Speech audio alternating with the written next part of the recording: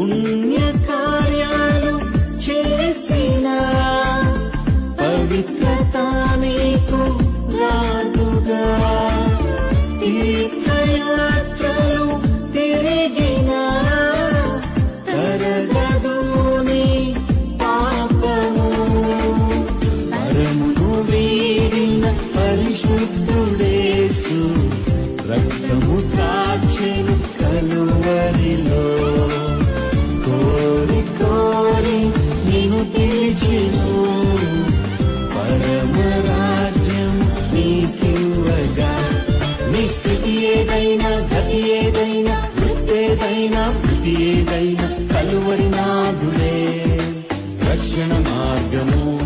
నీ స్థితి ఏదైనా, గతి ఏదైనా, వృత్తేదైనా, వృత్తి ఏదైనా కలువరి నాథుడే రక్షణ మార్గము.